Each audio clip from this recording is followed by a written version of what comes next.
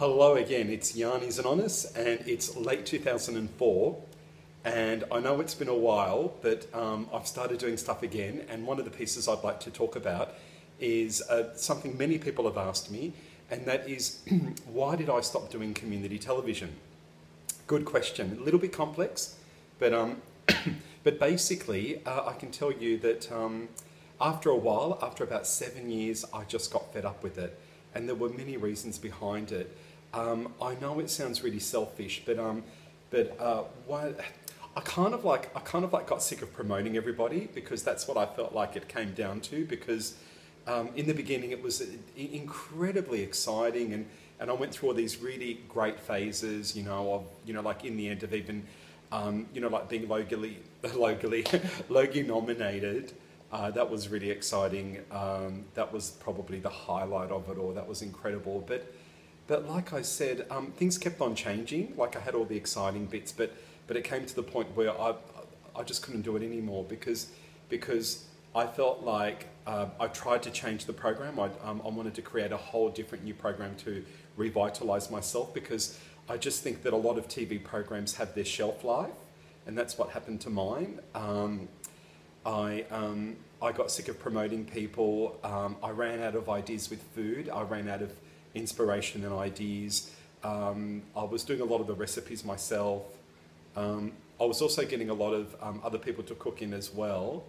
I think also with, for example, with MasterChef and this huge flood of other cooking shows really dampened it as well for me as well. On top of that, I kind of like didn't enjoy doing Fashion Week anymore, because I felt like, again, Fashion Week, another thing that was going down the gurgler, kept on changing. There was no funding. A lot of people don't realise that, okay, like I say, it's community TV, but a lot of people don't realise that you actually don't get, not only do you not get paid and that you work for free. I know that is a choice. I chose to do that. I enjoyed doing it for a long time. But on top of that, it was actually costing me more and more money, because I had to pay for my own editors and cameramen. And one of my huge disappointments with the TV stations around the country, because I was being sent out to 5 stations that all had separate agreements. So I was mainly affiliated with Television Sydney, because I'm in Sydney, and then my program was also going out to Melbourne, Brisbane, Adelaide and Perth. And after 7 years, it kind of like got harder and harder, because with going into digital TV, there was a lot more technical criteria. So you had to produce really top quality TV. It's not like me at the moment. I'm sitting in my kitchen, I've got my iPhone on, there's no, this is really easy. But it just got harder and harder. There was a lot more effort involved, a lot more expense, no support from the TV stations. They could sit there and say, hey, we don't have to, we don't want to, we don't need to. And I found that at the end of the day, it all comes down to the legislation as well. It got down to federal legislation, and I did express different opinions with that as well. It's about, I think community TV should be improved. It should be more biased towards the program providers. What I saw happening, I personally believe they deny it, but the TV stations were getting money from the government, and they were using that money to create their own programs, rather than helping the independent program providers with producing programs. Not necessarily by handing out money, but I believe that what they should have done was created more support with that. There was no support from the mainstream TV stations. It's basically you make it, we broadcast it, and that's it. Like it or lump it, do it or don't do it. That's basically it. But my argument is a very, very deep argument that's very obvious, is that I was, even though these are termed as community organisations, not-for-profit groups, they were selling advertising, right? They're selling advertising. Some of that money should go into helping the program providers. It really does. I really believe in it. I believe that to the point where I stopped doing it, okay? So I truly believe that, you know, program providers like me, it costs money to live, it costs money to do things, it costs, you know, you cannot, you know, they'd say use volunteers. I can tell you, maybe in the beginning when everybody was excited about it, sure, you'd get volunteers, but you cannot produce a national TV program that, you know, doing about, you know, anywhere from 26 to 30 episodes, you know, a year. You can't do that with volunteers, you know. I mean, I've had some amazing volunteers, right? But I can tell you I've also had some terrible ones. And volunteers will ruined many of my programs, and I had to throw shows in the bin, so I couldn't rely on volunteers, right? And like I said, years ago, you could get people to help you out cheap. After a few years, I understand, you know, you can't get good cameramen or reasonable cameramen or editors for nothing. People need to be paid. That's understandable.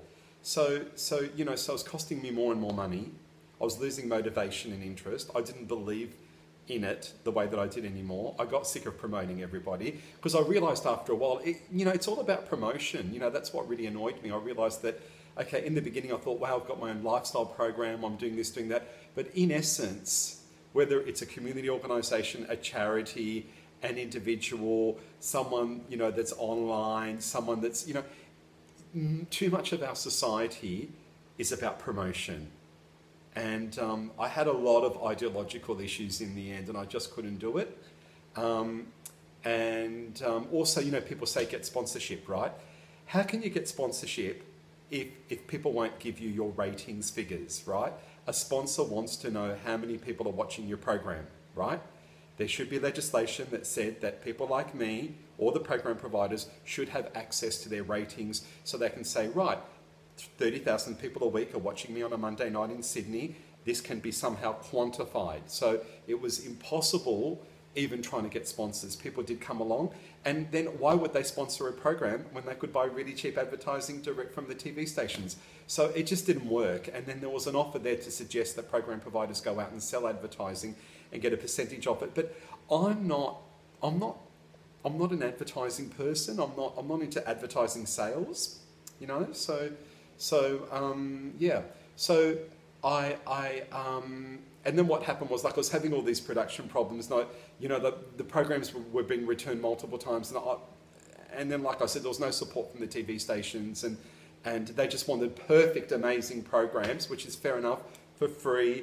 And then I had to be the butt of all the problems. So it wasn't shared responsibility in my mind. You know, I've been told that I'm ungrateful and that I'm a drama queen, and you know, all this sort of stuff. And you know, when I used to complain in the beginning, people used to say, "Oh, but you're famous." And I've been through that kick of fame, and it wears off. You know, fame on its own is not enough. There has to be other stuff around it. So it's amazing what people do in this world for the sake of fame. But it was 90% hard work and 10% fame. Fame is the end product. Fame is in the public's mind and in your illusion. But there's the expense. There's the time. I was, you know, like a mini production house. It was a fantastic experience. And unfortunately, after 7 years, nothing really came out of it. Okay, I had a preliminary Logie nomination in the Best Lifestyle category. I was one of 23 programs that the public could vote for.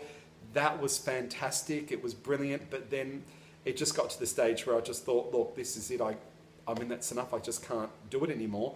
And so I've had a break. I've had a really big break. I had a very low period as well where I just couldn't even face the camera, you know.